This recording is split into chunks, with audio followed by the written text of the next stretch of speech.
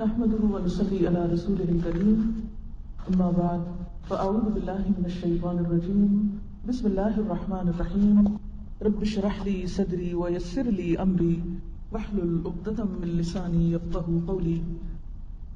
اس وقت آپ کے سامنے سورۃ البقرہ سے روزے کی فرضیت کے بارے میں جو آیات ہیں، آیت نمبر 183 سے لے کر آخر تک پڑھی گئی.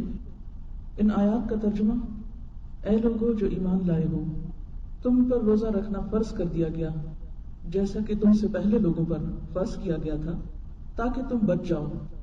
گنتی کے چند دن ہیں. جو کوئی تم میں سے بیمار ہو یا مسافر ہو تو وہ گنتی کو دوسرے دنوں سے پورا کر لے.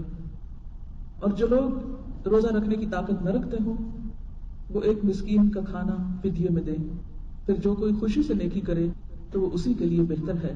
اور یہ کہ تم روزہ رکھو یہی تمہارے لیے اچھا ہے اگر تم علم رکھتے ہو. رمضان کا مہینہ وہ مہینہ ہے جس میں قرآن نازل کیا گیا، جو لوگوں کے لیے ہدایت اور روشن نشانیوں پر مشتمل ہے اور فرقان بھی ہے. تو تم میں سے جو بھی اس مہینے کو پائے اسے چاہیے کہ وہ اس کے روزے رکھے. اور جو کوئی بیمار ہو یا سفر پر ہو، مسافر ہو تو وہ دوسرے دنوں سے گنتی پوری کر لے. اللہ تمہارے لیے آسانی چاہتا ہے اور تمہارے لیے تنگی نہیں چاہتا. اور تاکہ تم گنتی پوری کرو اور تاکہ تم اللہ کی بڑائی بیان کرو اس بات پر کہ اس نے تم کو ہدایت عطا کی، اور تاکہ تم شکر گزار بن سکو. اور جب میرے بندے آپ سے میرے بارے میں سوال کریں تو بتا دو کہ یقیناً میں قریب ہوں، میں پکارنے والے کی پکار کا جواب دیتا ہوں جب بھی وہ مجھے پکارے. بس چاہیے کہ وہ میری بات مانیں اور مجھ پر ایمان لائیں تاکہ وہ ہدایت پائیں. تمہارے لیے روزے کی راتوں میں اپنی بیویوں کے پاس جانا حلال کر دیا گیا. وہ تمہارا لباس ہیں اور تم ان کا لباس ہو. اللہ جانتا ہے کہ تم اپنے نفسوں سے خیانت کر رہے تھے، پھر وہ تم پر مہربان ہوا اور اس نے تم سے درگزر کیا. تو اب ان سے تعلق قائم کرو اور وہ تلاش کرو جو اللہ نے تمہارے لیے لکھا ہے. اور کھاؤ اور پیو یہاں تک کہ سفید دھاری سیاہ دھاری سے الگ ہو جائے فجر کے وقت. پھر اپنا روزہ رات تک پورا کر لو اور ان سے مباشرت نہ کرو جبکہ تم مسجد میں اعتکاف کی حالت میں ہو. یہ اللہ کی حدود ہیں، ان کے قریب نہ جاؤ. اسی طرح اللہ تعالیٰ اپنی نشانیاں لوگوں کے لیے واضح فرماتا ہے تاکہ وہ بچ سکے. تھوڑی دیر کے لیے سوچئے کہ آپ کی عمر کیا ہے. ہم سب کو اپنے بارے میں اتنا تو پتا ہی ہوتا ہے کہ ہم کتنے سال کے ہو گئے. پھر یہ سوچئے کہ آپ بالغ کب سے ہیں. پھر آپ سوچئے کہ آپ کی زندگی میں کتنے رمضان گزر چکے ہیں. پھر سوچئے کہ ایک اور رمضان کا اس زندگی میں مل جانا اللہ کی کتنی بڑی نعمت ہے، کتنا بڑا احسان ہے کہ اس نے مجھے ایک موقع اور دے دیا، ایک چانس اور دے دیا. اور مجھے اس موقع کو گنوانا نہیں، مجھے اس وقت کو ضائع نہیں کرنا. مجھے نیکیوں کے اس موسم بہار میں نیکیوں میں پیچھے نہیں رہنا. مجھے اس مہینے سے حقیقت میں وہ حاصل کرنا ہے جس کے لیے اللہ نے مجھے یہ چانس عطا کیا ہے، یہ نعمت عطا کی ہے، یہ رحمت عطا کی ہے. کتنے ہی لوگ ایسے ہوں گے جو پچھلے رمضان میں دنیا میں موجود تھے اور اب موجود نہیں ہیں. ان کا چانس ختم ہو گیا، لیکن ہمیں ایک موقع اور مل گیا. جیسے کہ آپ نے ان آیات میں دیکھا کہ روزے کا مقصد ایک ہی ہے اور وہ ہے تقویٰ. روزے کا اگر لفظی معنی دیکھا جائے تو لفظی معنی ہے رک جانا، سٹاپ. یعنی لفظ روزہ آتے ہی ذہن میں کیا آنا چاہیے؟ سٹاپ، رک جاؤ. جیسے آپ رکتے ہیں کہاں؟ ریڈ لائٹ پہ. آپ تیز گاڑی دوڑا کے جا رہے ہوتے ہیں، صرف بتی جل گئی آپ رک جاتے ہیں، سٹاپ، آگے نہیں جانا. روزہ دراصل ہمیں رک جانے کی ٹریننگ دیتا ہے، رک جانے کا سبق سکھاتا ہے کہ رک جانا ہے. خواہ کتنا بھی لذیذ کھانا اور کتنا بھی اچھا کھانا ہمارے سامنے ہو، لیکن ایک خاص وقت کی حد تک جب ہم پہنچتے ہیں حتی یتبین لکم الخیط الابیض من الخیط الاسود، تو ہم رک جاتے ہیں، ہاتھ روک لیتے ہیں. اسی طرح رات کو نیند کے لیے کتنا بھی دل چاہ رہا ہو، کتنی بھی نیند آئی ہو، لیکن سونے میں کمی کر دیتے ہیں، سونے سے رک جاتے ہیں. کیونکہ دن کی عبادت تو روزہ ہے اور رات کی عبادت قیام اللیل ہے، جسے ہم عام طور پہ تراویح کہتے ہیں، جو رات کے پہلے حصے میں ادا کی جاتی ہے. آخری حصے میں ادا کریں تو وہ تہجد کہلاتی ہے، اور پہلے حصے میں ادا کریں تو تراویح ہوتی ہے. اور پھر نہ صرف یہ کہ کھانے پینے سے رکنا، شوہر اور بیوی کے جائز اور حلال تعلق سے رکنا، نیند سے رکنا، بلکہ اس کے ساتھ ساتھ اور بھی بہت سی ایسی باتوں سے رکنا کہ جو ہمارے لیے نقصان دہ ہے، جو واقعی ہمیں اللہ تعالیٰ کی ناراضگی کی طرف لے جاتی ہے. تو گویا روزہ ایک ٹریننگ ہے، یا دوسرا نام ہے سیلف کنٹرول کا. روکنے کے لیے کیا کیا جاتا ہے؟ جیسے آپ گاڑی کو کیسے روکتے ہیں؟ بریک لگا کے، اور بریک لگاتے لگاتے بالکل ایک لائن پہ آ کے پھر اس سے آگے نہیں جاتے. تو گویا آپ نے گاڑی کو کنٹرول کر لیا، روک لیا. بالکل اسی طرح روزہ ہمیں رک جانے کی، اپنے آپ کو کنٹرول کرنے کی ٹریننگ دیتا ہے، سبق دیتا ہے. تو ہم سب کو رک جانا ہے بہت سی چیزوں سے. اور اس رک جانے کا اصل مقصد کیا ہے؟ یہ خود کو روکنا بہت سی اللہ کی ناپسندیدہ چیزوں سے. کس لیے آخر؟ لعلکم تتقون، تاکہ ہمارے اندر تقوی پیدا ہو سکے. اور تقوی کیا ہے؟ برے انجام سے بچنے کے لیے گناہوں سے رک جانا، گناہوں سے بچنا، اللہ کی ناراضگی کے کاموں سے بچنا، اور اللہ کی رضا کی خاطر اور آخرت کے عذاب سے بچنے کے لیے اللہ کی اطاعت کے کاموں کو کرنا. تو تقوی دو چیزوں پر مشتمل ہے، ایک کرنے پر اور ایک نہ کرنے پر. تو اگر ہمیں رمضان کے مہینے میں اپنا گول اچیو کرنا ہے، اور وہ کیا ہے جو میں نے نہیں سیٹ کیا، وہ اللہ نے ہمارے لیے سیٹ کر دیا، لعلکم تتقون، تاکہ تمہارے اندر تقوی آ جائے، تم غلط کاموں سے بچنا سیکھ جاؤ، اور تم اللہ کی اطاعت کرنے پر آمادہ ہو جاؤ. اللہ کی رضا میں، اللہ کی خوشی کے لیے وہ سب کچھ کرو جو اللہ تم سے چاہتا ہے کہ تم کرو، اور ان سب چیزوں سے بچ جاؤ جو اللہ تم سے چاہتا ہے کہ تم بچ جاؤ. تو ہمارا پھر رمضان کا گول کیا ہوا؟ رمضان کا مقصد کیا ہے؟ یہ ایک موقع جو ہمیں ملا ہے، یہ چانس جو ہمیں نصیب ہوا، اسے ہم نے کس کے لیے اویل کرنا ہے؟ اپنے اس ٹارگٹ کو میٹ کرنے کے لیے، اس گول کو پانے کے لیے، اور اپنے اس مقصد کو پورا کرنے کے لیے کہ مجھے روزے کے ذریعے، یاد رکھیے روزہ منزل نہیں ہے، روزہ ایک ذریعہ ہے، ایک ٹول ہے، ایک وسیلہ ہے، ایک واسطہ ہے جو آپ کو لے کے جائے گا آپ کی اصل منزل تک. جو اس بات کی ٹریننگ ہے کہ جب رکنے کو کہا جائے تو رکنا ہے، رکنا ہے، خود کو روکنا ہے. تو رکتے رکتے رکتے رکتے جب 30 دن آپ مسلسل اپنے آپ کو مختلف مواقع پر روکتے ہیں، نہ صرف یہ کہ کھانے پینے سے بلکہ ایسی باتوں سے بھی، اور ایسے ایکشن سے، اور ایسے جیسچر سے، اور ایسے ریئیکشن سے کہ جو اللہ تعالیٰ کو پسند نہیں، تو یہ الٹیمیٹلی آپ کے اندر قوت پیدا کر دیتا ہے، آپ کو اسٹرانگ ایمان عطا کرتا ہے کہ جس کے نتیجے میں پھر آپ آئندہ سال میں آہستہ آہستہ اس انرجی کو استعمال کرتے کرتے حتیٰ کہ پھر سیچوریشن پوائنٹ پہ جب پہنچتے ہیں 11ویں مہینے میں، تو اللہ تعالیٰ پھر اپنی رحمت کر دیتا ہے اور پھر ہمیں انرجائز کرنے کے لیے روزے جیسی نعمت عطا کرتا ہے. اور جیسا کہ آپ سب جانتے ہیں کہ روزہ عبادت ہے. تو بات یہ ہے کہ ہم سب سوچ لیں کہ میری زندگی کے جتنے بھی سال گزرے، جتنا بھی عرصہ ہو گیا مجھے بالغ ہوئے، جتنے بھی رمضان مجھے زندگی میں ملے، اور جو کچھ بھی میں اب تک کرتی رہی ہوں، مجھے اس سے بہتر کرنا ہے. جو کچھ میں آج ہوں، مجھے رمضان کے آخری دنوں میں اس سے بہتر بننا ہے. مجھے نیکی میں آگے جانا ہے، مجھے خیر میں آگے بڑھنا ہے، مجھے یہیں نہیں کھڑے رہنا. اس لیے کہ نبی صلی اللہ علیہ وسلم نے فرمایا، برباد ہو گیا وہ شخص، تباہ ہو گیا وہ شخص جس کا آج اس کے کل سے بہتر نہیں، جس کا آج اس کا پریزنٹ اس کے پاسٹ سے اچھا نہیں.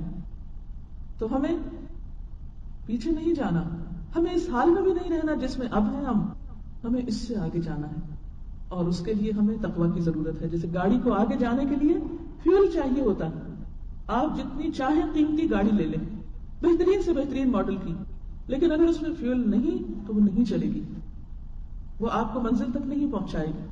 چاہے ہم بائی نیچر کتنے ہی اچھے انسان کیوں نہ ہوں، ہم ایک اچھے ہیومن بینگ کیوں نہ ہوں، ہم جو کچھ بھی ہوں، لیکن ہم سب جانتے ہیں کہ ہم اندر سے کمزور ہیں، اور ہمیں صرف ایک چیز طاقتور کرتی ہے، اور وہ اللہ سے مضبوط تعلق ہے، اللہ تعالیٰ کا قرب ہے. تو تقویٰ ہر اس چیز کو دور کرتا ہے، وہ سارے بیریئر ہٹاتا ہے جو ہمیں دراصل اللہ تعالیٰ تک پہنچنے میں رکاوٹ پیدا کرتے ہیں یا ہماری سپیڈ کو سلو کر دیتے ہیں. تو ہمیں جتنے بھی ہماری سپیڈ میں سپیڈ بریکرز آتے ہیں، ہمارے گناہ دراصل کیا ہے؟ اسپیڈ بریکر ہیں جو ہمیں اللہ تعالیٰ تک پہنچنے نہیں دیتے، اس اعلیٰ منزل تک جانے نہیں دیتے. تو رمضان میں ملنے والی اس قوت سے انشاءاللہ ایسی برائیوں اور ایسی خرابیوں کو چھوڑنا ہے جو ابھی تک ہم نہیں چھوڑ سکے. سب اس بات کو جانتے ہیں کہ انسانوں کے اندر جو تبدیلی آتی ہے وہ بالکل فطری طور پر آتی ہے، بالکل ایسے ہی جیسے موسم تبدیل ہوتا ہے. آج کل آپ دیکھ رہے ہیں کہ موسم تبدیل ہو رہا ہے تو کیا ہوتا ہے، کبھی ایک دم ٹھنڈک ہو جاتی ہے، پھر گرمی لوٹ آتی ہے، پھر ٹھنڈک ہوتی ہے، پھر گرمی لوٹ آتی ہے. تو بالکل انسانوں کے اندر بھی جو تبدیلیاں ہوتی ہیں وہ اسی طرح ہوتی ہیں. اگر دیکھا جائے تو ہم اچھائی کی طرف بڑھتے ہیں، پھر ذرا سے ٹھنڈے پڑنے لگتے ہیں، پھر اس کے بعد پھر ذرا آگے بڑھتے ہیں، پھر پیچھے، پھر. لیکن آپ نے یہ دیکھا ہوگا کہ جب موسم مثلا گرمی سے سردی کی طرف تبدیل ہوتا ہے تو پلٹ پلٹ کر گرمی کے جھونکے آتے ہیں، لیکن یہ نہیں ہوتا کہ وہ پھر سے پورا گرم ہو جائے، الٹیمیٹلی وہ پورا ٹھنڈا ہو جاتا ہے. اسی طرح جب سردیوں سے موسم گرمیوں میں بدلنا شروع ہوتا ہے تو بھی یہی پروسیس شروع ہوتا ہے. اچانک ایسا نہیں ہوتا کہ سخت سردی سے سخت گرمی آ جائے. اسی طرح آپ دیکھیے رات اور دن کے منظر کو، آپ دیکھیے کہ دن چڑھتا ہے، روز آپ کے سامنے مثال آتی ہے، آہستہ آہستہ آہستہ اندھیرا روشنی میں بدلتے بدلتے پورے عروج پر پہنچ جاتا ہے. انسانوں کے اندر جو تزکیہ کا عمل ہوتا ہے، اچھا بننے کا جو عمل ہوتا ہے، اس پر بھی اسی طرح کے فیزز گزرتے ہیں. اور انسان اچھائی کی طرف جو چل بھی پڑتا ہے تو اس میں ایسا ہوتا ہے کہ آپ اچھائی کی طرف آگے بڑھے، آپ نے کوشش کی، پھر کوئی رکاوٹ آ گئی، آپ پھر تھوڑا سا پیچھے پلٹے، پھر آپ نے کوشش جاری رکھی، پھر آگے بڑھے، اور آگے بڑھتے بڑھتے آپ ایک دن انشاءاللہ اللہ کے قریب کی منزل پہ پہنچیں گے. لیکن اس کے لیے کیا شرط ہے؟ مسلسل کوشش، اور ہمارا آج ہمارے کل سے بہتر ہو. اور ہمیں اس کے لیے باقاعدہ اپنی پلاننگ بھی کرنی ہے، اپنی ترجیحات مقرر کرنی ہے، یعنی اپنے گول کو سامنے رکھتے ہوئے اپنی پرائرٹیز کو طے کرنا ہے. کیونکہ جب تک ہم اپنی ترجیحات متعین نہیں کرتے، یعنی پرائرٹیز ہم اپنی سامنے نہیں رکھتے اور پھر پلاننگ نہیں کرتے، اس وقت تک ہم کام نہیں کر سکتے. تو اس میں آپ دیکھیے کہ آپ کی رمضان میں کیا ترجیحات ہوں گی. آپ کا رمضان کا مہینہ عام دنوں سے مختلف ہونا چاہیے، پورے گھر کا ایک ماحول بدلنا چاہیے، پورا انوائرمنٹ تبدیل ہونا چاہیے. وہ تبدیلی کس کس چیز میں ہوگی؟ وہ آپ کے اندر بھی ہوگی اور پورے گھر کے ٹائم ٹیبل میں بھی ہوگی. آپ کا سارا ٹائم ٹیبل بدلے گا، اور جب ٹائم ٹیبل بدلنا ہو تو اس کے لیے پوری ایک پلاننگ کرنی پڑتی ہے. اب دیکھیے کہ جو کچھ آپ کو رمضان میں کرنا ہے، مثلا سب سے پہلی پرائرٹی آپ کی کیا ہے کہ آپ کو روزہ رکھنا ہے. پھر جیسا کہ ابھی آیات میں آپ نے سنا کہ قرآن پاک جو ہے وہ رمضان میں اترا ہے، اس لیے عام دنوں کے نسبت قرآن سے زیادہ تعلق قائم کرنا ہے. پھر اسی طرح قرآن کے ساتھ ساتھ اللہ سے دعائیں بھی خوب مانگنی، کیونکہ رمضان کے متعلق جو آیات ہیں اس میں قرآن کی بات خاص طور پر وَإِذَا سَأَلَكَ عِبَادِي عَنِّي فَإِنِّي قَرِيبٌ أُجِيبُ دَعْوَةَ الدَّاعِ إِذَا دَعَانِ، دعاؤں کا ذکر آتا ہے. تو دعائیں آپ کو عام دنوں سے زیادہ مانگنی ہے، کیونکہ دعاؤں کی قبولیت کا مہینہ آ رہا ہے. سحر کا وقت، رات کا پچھلا وقت جو ہوتا ہے وہ سب سے زیادہ دعاؤں کی قبولیت کا وقت ہوتا ہے. عام دنوں میں ہم سحری کے وقت نہیں اٹھتے، لیکن رمضان میں ہمیں لازماً اٹھنا پڑتا ہے سحری کھانے کے لیے، کیونکہ سحری کھانے میں بھی برکت ہے اور اس میں بھی اجر اور ثواب ہے. تو اس وقت دعاؤں کی قبولیت کا وقت ہے. پھر آپ سارا دن عبادت میں ہوتے ہیں، روزے کی حالت میں ہوتے ہیں، وہ بذات خود ایک اللہ کے قرب کا ذریعہ ہے، اور پھر اس میں دعا قبول ہوتی ہے. پھر افطار کا وقت خاص طور پر دعاؤں کی قبولیت کا وقت ہے، اس میں آپ کو دعائیں کرنی ہیں.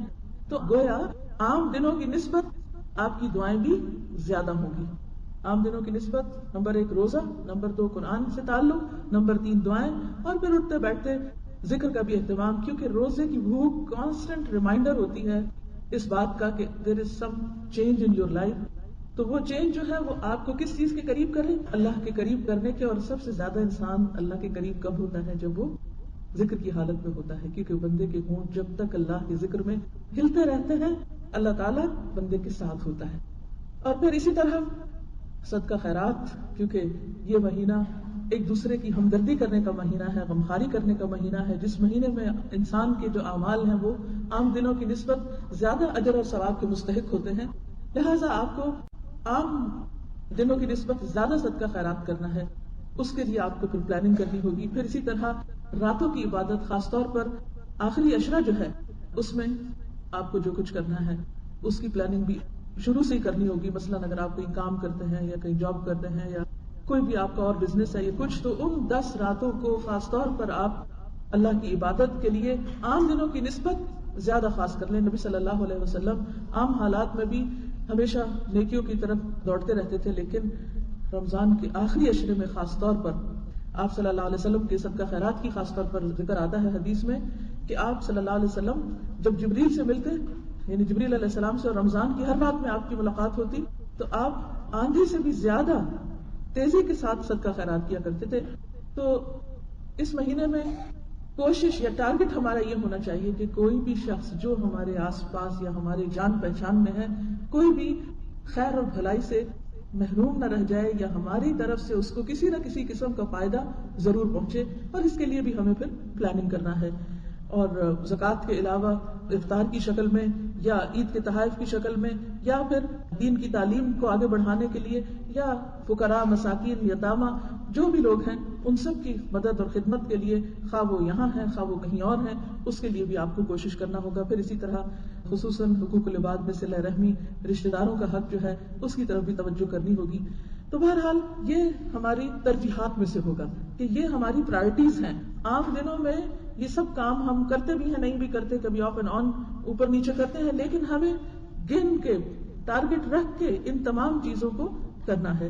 اور اس کے لیے پلاننگ کرنا ہے. پلاننگ کس طرح کرنا ہے؟ مثلا یہ ہے کہ آپ پہلی چیز یہ کہ روزے کی تو آٹومیٹکلی اللہ نے پلاننگ کر دی، شروع کرنے اور اختتام کرنے کا وقت مقرر کر دیا. لیکن اس کے لیے آپ پلاننگ یہ کریں گے کہ آپ کو مثلا روزے میں گھر والوں کو کھلانے پلانے کے لیے کیا بنانا ہوگا. مہینے بھر کا مینیو بنا لیجئے، راشن ڈال لیجئے، جو کچھ بھی کرنا ہے. اگر رمضان سے 1-2 دن پہلے آپ ان تمام کاموں کو کر لیں تو اس میں یہ ہے کہ رمضان میں بازاروں میں زیادہ گھومنے پھرنے سے جو وقت ضائع ہوگا اس کو آپ بچا سکتے ہیں. اور اسی طرح عید سے پہلے جو کچھ آپ نے شاپنگ کرنی ہے وہ آخری عشرے جیسی قیمتی ترین دنوں کو ضائع کرنے کی بجائے آپ اس کو پہلے سے ہی کر لیں. اور پھر اس کے بعد جیسے تلاوت قرآن ہے تو آپ اس کے لیے ضرور پلان کیجئے کہ آپ کو کب، کس وقت، کہاں، کتنا پڑھنا ہے.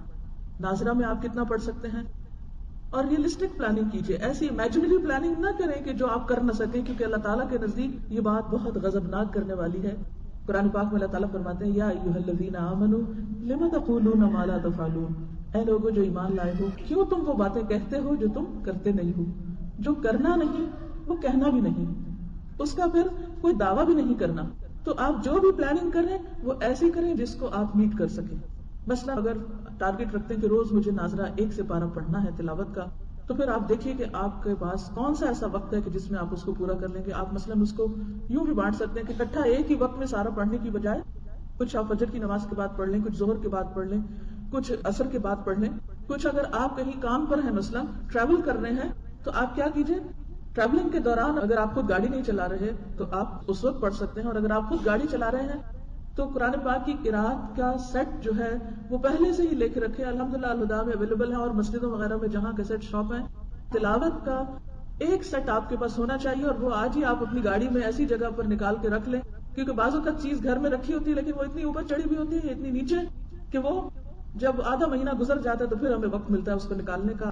ایسی کیسٹس جو آپ کہیں بند کیے ہوئے ہیں ان کو نکال کے باہر لائیے، ایسی جگہ رکھیے کہ جہاں سے آپ روزانہ ایک نکال کے سن سکتے ہو. تو اگر آپ پڑھ نہیں سکتے، یعنی آپ کو ایسی کمٹمنٹس ہیں، آپ کے اوپر کمانے کی ایسی ذمہ داری ہے، آپ کی ایسی ایسی مجبوریاں ہیں کہ آپ واقعی اللہ جانتا ہے کہ آپ انتہائی مجبور ہیں کہ پڑھنے کا واقعی وقت آپ کو نہیں ملتا. تو ایسی صورت میں پھر سننے کے لیے، اور آپ دیکھیے کہ اس ٹیکنالوجی کے دور میں سننے میں کچھ مشکل نہیں. اسی لیے قیامت کے دن اللہ تعالیٰ مجرموں کو جب سزا دیں گے تو وہ کہیں گے کہ اے کاش ہم سن لیتے، لو کننا نسمع او نعقل، یا ہم سمجھ لیتے، ما کننا فی اصحاب السعیر، تو ہم بھڑکتی ہوئی آگ والوں میں شامل نہ ہوتے. تو اس سے یہ ہے کہ ہمیں کم از کم جو ٹارگٹ اپنا رکھنا ہے کہ وہ ایک قرآن ضرور پورا کریں پڑھ کے. اور اگر پڑھ کے کسی بھی وجہ سے کہ آپ کو مثلاً بچپن سے پڑھنے کی عادت نہیں اور آپ کو 1 سے 12 کرنے میں 4 گھنٹے لگتے ہیں، تو ظاہر ہے کہ وہ 4 گھنٹے اگر آپ نہ نکال سکے تو آپ کے اوپر پوری گلٹ رہ جائے گی. تو ایسے میں کیا کریں، سننا شروع کر دیں. اور اللہ کرے کہ آپ کی وہ عادت جو ہے وہ برقرار رہے اور رمضان کے بعد بھی وہ کنٹینیو کرے، اور آپ سنتے سنتے اگلے رمضان تک کا پھر ایک ٹارگٹ رکھ لیں کہ آپ اس وقت تک جتنے آج فلوئنٹ ہیں اس سے زیادہ فلوئنٹ ہو چکے ہوں قرآن کے پڑھنے میں. کیونکہ سیکھنے کے عمل میں سب سے بنیادی چیز سننا ہے. جو انسان سنتا ہے وہ انسان پھر وہ چیز اس پہ رواں ہو جاتی ہے. تو انشاءاللہ تعالی تلاوت کا کم از کم 1 سے 12، بہتر تو یہ ہے کہ 1 سے 12 آپ ویسے ریڈ کریں، 1 سے 12 تراویحوں میں سنیں، 1 سے 12 ترجمے کے ساتھ کہیں سنیں. اگر کہیں دورہ قرآن آپ کے آس پاس ہو رہا ہے تو، اور اگر نہیں ہو رہا تو فہم القرآن کی کیسٹس ہیں ترجمے کی ان کو آپ سن لیں، اور کوئی نہیں تو کچھ سحری بناتے ہوئے، کچھ افطاری بناتے ہوئے، کوئی ڈرائیونگ کرتے ہوئے، کوئی اور کام کرتے ہوئے، جو بھی آپ کام کر رہے ہیں اس دوران اگر ٹارگٹ رکھ لیں کہ 1 سپارہ مجھے پورا کرنا ہے تو اچھا ہے. اور اگر وہ نہیں تو کہیں بھی قرآن کی جو کلاسز ہو رہی ہیں ان کو آپ جوائن کر کے کچھ نہ کچھ وقت دن کا ایسا ضرور نکالیں کہ جس میں آپ قرآن کی مجلس میں بیٹھیں، چاہے گھر والوں کے ساتھ وہ مجلس کریں یا کہیں باہر جا کے کریں، لیکن قرآن کی مجلس میں بیٹھ کر جو قرآن انسان کے اندر جذب ہوتا ہے اس کی تو بات ہی کیا ہے. تو کیونکہ رمضان میں قرآن نازل کیا گیا ہے اور یہ تجربے سے ثابت شدہ بات ہے کہ جتنا قرآن رمضان میں سمجھ میں آتا ہے اور دل میں اترتا، عام دنوں میں روزے کے بغیر وہ بات ہی نہیں بنتی، کیونکہ اللہ تعالیٰ نے ان 2 چیزوں کو لازم و ملزوم رکھا. لہٰذا روزے کی حالت میں قرآن کا پڑھنا اور سننا، اور پھر خاص طور پر رات کے وقت، اور جیسے کہ وہ حدیث میں آتا ہے کہ قیامت کے دن روزہ اور قرآن انسان کے حق میں سفارش کریں گے، آ کے کھڑے ہو جائیں گے. روزہ کہے گا یا رب میں نے اس کو دن میں کھانے پینے اور دیگر شہوانی خواہشات سے روکے رکھا، تو اس کے حق میں میری سفارش قبول فرما. اور اسی طرح قرآن سفارش کرے گا کہ یا رب رات کو میں نے اسے نیند سے روکا، یعنی اس کی سفارش میں خاص طور پر رات کی نیند کا ذکر ہے. یعنی اگر دن میں نہیں وقت ملا کسی وجہ سے تو تراویح میں یا تو خود پڑھ کے یا آپ کسی مسجد میں جائیں یا گھر میں انتظام کریں، کچھ بھی کریں، لیکن میک شور کہ آپ کھڑے ہو کر قرآن کو پڑھیں یا سنیں. تو یہ زیادہ آپ کے لیے انشاءاللہ تعالی بہتر ہوگا. اور اس میں پھر آپ میں سے ہر ایک بیٹھ کے اپنی اپنی ریٹن پلاننگ کرے، مجھے یہ کام ایسے کرنا ہے، یہ کام ایسے کرنا ہے. پھر اگر تراویح پڑھنا ہے تو پہلے سے طے کر لیں کہ تراویح کہاں پڑھنے جائیں گے آپ، کون سی قریب ترین مسجد یا جگہ ہے. یہ نہ ہو کہ ادھر سے نماز کا وقت ہو اور ادھر گھر میں بیٹھ کے آپ جھگڑ رہے ہو، ایک کہے وہاں چلے دوسرا کہے وہاں چلے، اور آپ پہنچے اس وقت جبکہ پہلے حصہ جو ہے وہ قرآن کا پورا ہو چکا ہو. تو آپ کو ٹارگٹ ہی رکھنا چاہیے کہ مجھے لیٹ نہیں جانا نماز میں، مجھے پورا کرنا ہے، لہٰذا مجھے اول وقت پہنچنا ہے تاکہ میں اپنا پورا سن سکوں. اور انشاءاللہ جب آپ نیت کر لیتے ہیں نا، ارادہ کر لیتے ہیں، 100% کا آپ ارادہ کر لیتے ہیں، تو انشاءاللہ اگر آپ اس میں سے 98% کر پائے، 95 کر پائے، تو بھی جو آپ کی نیت تھی اللہ تعالیٰ اس کو کاؤنٹ کرے گا اور آپ کا اجر پورا ہو جائے گا. اور پھر یہ ہے کہ اس میں استقامت اختیار کریں، کبھی ایک مسجد میں جانا، کبھی دوسری میں، کبھی تیسری میں، کبھی چوتھی میں، کہیں سے کچھ کہیں سے کچھ کہیں سے کچھ. یہ طریقہ ٹھیک نہیں ہے کیونکہ اس میں آپ کا قرآن پورا نہیں ہوتا. آپ سنجیدگی کے ساتھ کھڑے ہو کر اول سے آخر تک نہیں سن سکتے. لہٰذا جہاں بھی جانا ہے جو آپ کی چوائس ہے، قاری صاحب بہت اچھا پڑھتے ہیں یا کم اچھا پڑھتے ہیں، جو بھی کرتے ہیں کرتے رہیں، لیکن آپ کے نزدیک اس وقت خوبصورت قرأتیں سننا مقصد نہیں ہونا چاہیے. مقصد یہ ہونا چاہیے کہ مجھے ایک ترتیب کے ساتھ اپنا پورا قرآن جو ہے اس کو سننا ہے. اس سے آپ دیکھیں گے کہ آپ کے اندر ایک خاص قسم کی سیٹسفیکشن بھی پیدا ہوگی، ایک اطمینان پیدا ہوگا. جب ہم ادھورے کام کرتے ہیں تو ہم کہیں کے نہیں ہوتے، نہ ادھر کے نہ ادھر کے. تو آپ کو اپنا ٹارگٹ کیا رکھنا، پلاننگ کیا کرنی ہے کہ مجھے قرآن پورا سننا ہے یا پورا پڑھنا ہے. خواتین یا ایسے لوگ کہ جن کے قریب کوئی مسجد نہیں ہے، یا ڈرائیو نہیں کر سکتے، یا کوئی لے جانے والا نہیں ہے، یا پھر کوئی پابندی نہیں ہے، تو ایسی صورت میں آپ کیا کر سکتے ہیں، گھر میں بھی خود سے پڑھ سکتے ہیں. اور اس کے لیے ہمیں دلیل ملتی ہے حضرت عائشہ رضی اللہ تعالیٰ عنہا کے غلام حضرت زکوان کی، کہ جو مصحف سے دیکھ کر نفل نماز پڑھتی. تو اب بھی آپ خانہ کعبہ میں تراویح کے موقع پہ چلے جائیں، حتیٰ کہ امام پڑھ بھی رہے ہوتے تو پیچھے لوگوں نے اپنا بھی کھولا ہوتا ہے، کیونکہ سن کے دیکھ کے پڑھنے سے زیادہ سمجھ میں آتا ہے. اور نفل نماز میں اس کی اجازت ہے، رخصت موجود ہے. تو جو لوگ نہ کہیں جا سکتے ہوں وہ کھول کے بھی پڑھ لیں. اور اس میں آپ یہ بھی کر سکتے ہیں کہ اگر دن میں آپ کو الگ سے تلاوت کا وقت نہیں ملا تو پھر آپ کی تلاوت اور نماز دونوں رات کو نفل میں اکٹھی ہو جائے گی، دونوں چیزیں اکٹھی کر لیں. دیکھیے سب کے اوپر ایک فارمولا نہیں فٹ ہو سکتا. جیسے آپ سب کے ڈریسز فرق ہوتے ہیں نا، ہر ایک کا سائز فرق ہے، بالکل اسی طرح ہر شخص کی لمٹ اور کیپیسٹی فرق ہے. سب کو ایک فارمولا نہیں دے سکتے اور میں آپ کو اب لسٹ بنا دوں جی آپ کو ہر روز 1 سپارہ تلاوت کرنا ہے، تراویح پڑھ. بہت اچھا ہے جو یہ سب کر سکے. جو یہ سب نہ کر سکیں تو وہ پھر کم از کم کچھ تو ضرور کریں. اور منیمم کیا ہے کہ آپ تراویح میں پھر 1 سپارہ یا سنیں یا پھر اس کو دیکھ کے پڑھ کے اپنی تراویح مکمل کریں.